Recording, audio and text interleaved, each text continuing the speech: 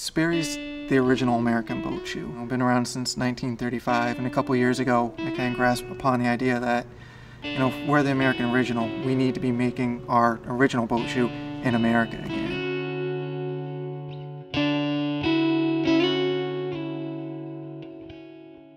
Over last winter, we finally got hooked up with Highland Shoe, and we were able to come up here and start working with Cliff and Adam and team, recreating our authentic original 2-eye boat shoe back here in Maine. I came out of retirement specifically because it was a good opportunity to work with a very good group of people. We have skill levels here that are next to impossible to duplicate anywhere else. We have a dedicated group of people that have been doing it mostly in the case of these people here for their whole lives. And that is the artisan ability that's very rarely found. So for me, it was part of my decision to come back to work. Came to Highland, we're working with people with decades of experience. There's an art and a craft in Highland that we're unable to find anywhere else.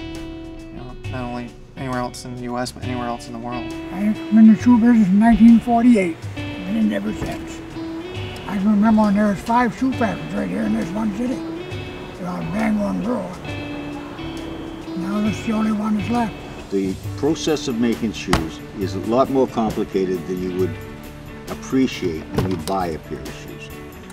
There's a lot to cutting leather. It's an irregular skin.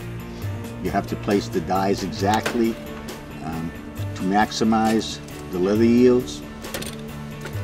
You have a lot of pre-fit operations preparing each part for the assembly later in the stitching department.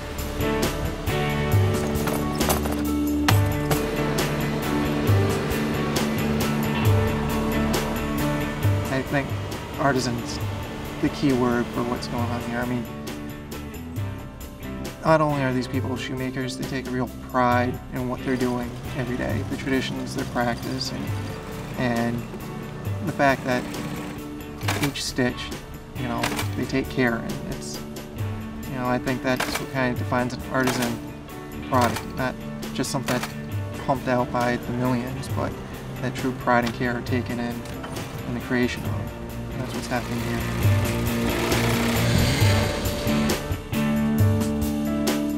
From the stitching department, the upper is now complete, and we can go and wet the upper and prepare it for the hand sews.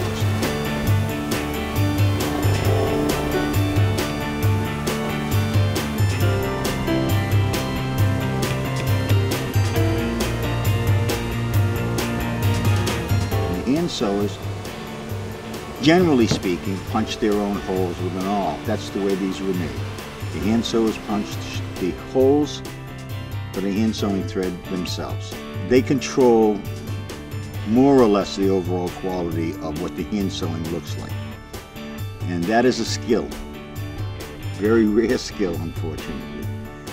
The shoes then have to dry for 24 hours in an oven. Then they come off, and then we start processing the soles, and the soles to be put onto the uppers.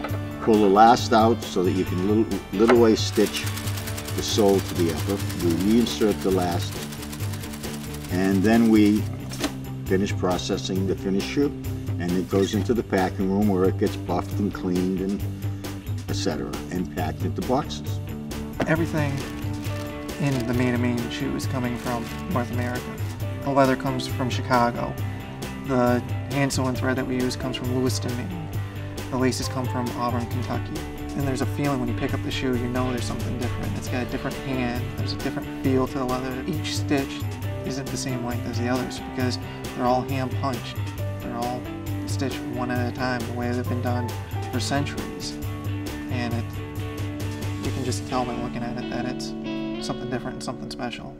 Paul Sperry would love these. And these are shoes that he was making in 1935, and he'd be rocking them on the deck of the Scirocco right now.